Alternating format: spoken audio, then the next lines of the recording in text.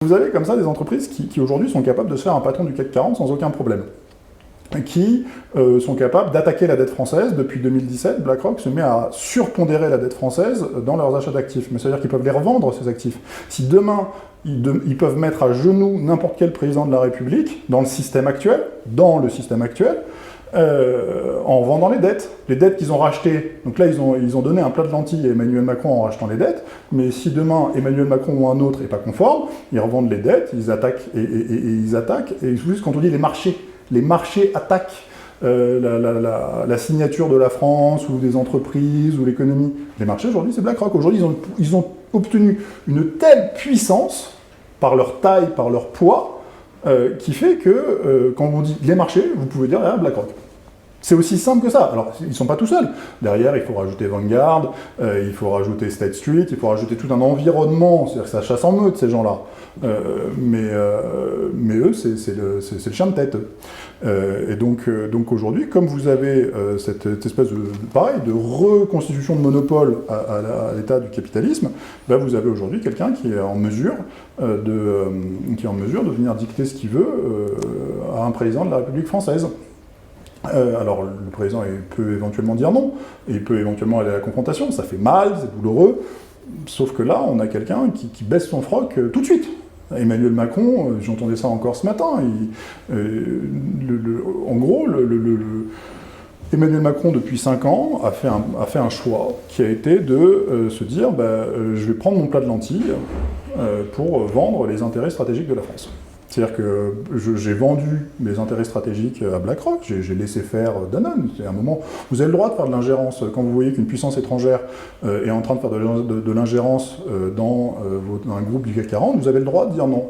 Ça se discute en tout cas, c'est pas être anti-libéral, c'est pas être mélanchoniste, bien sûr que l'État se mêle des affaires.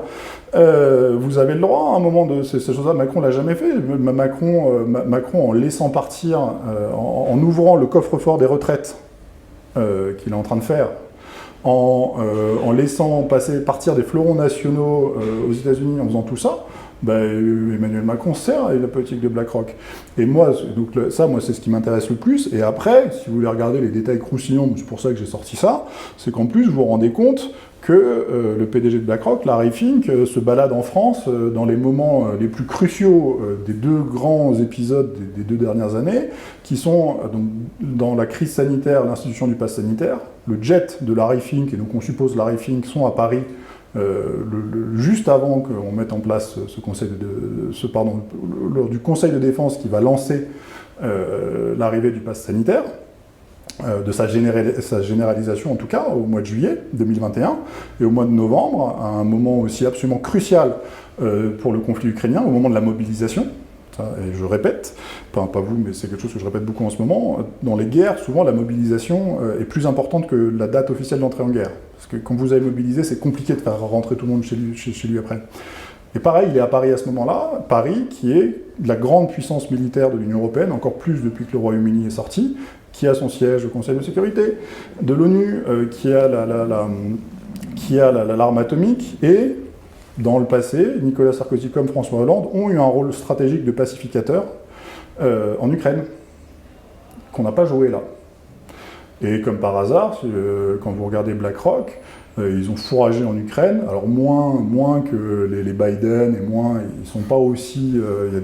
Mais quand même, en 2014, quand Larry Fink vous explique, la main sur le cœur, qu'il a gagné la guerre économique en un jour, il n'a pas gagné sa guerre, et que si la Russie voulait avoir ses fonds de pension, il fallait qu'il joue le jeu le jeu de la communauté mondiale, et que tant qu'il se mettait en marge, on lui couperait les vivres et qu'il ne pourrait pas survivre. Ce que dit le maire, c'est ce que disait déjà Larry Fink en 2014.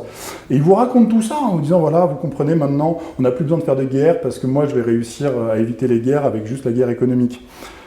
Et donc il vous dit ça. 5 jours auparavant, ils se sont chargés à mort d'actifs russes. Donc le même gars qui vous explique qu'il faut faire les embargos, qu'il faut couper les vivres et qu'il ne faut pas faire ça, 5 jours avant, il a fait ce qu'on dit « buy when there's blood in the street », vous achetez quand la rue est à feu et à sang. Et donc lui, il a racheté par derrière plein d'actifs russes au moment où ils disaient qu'il ne fallait pas le faire. C'est ça BlackRock, c'est ces gens-là.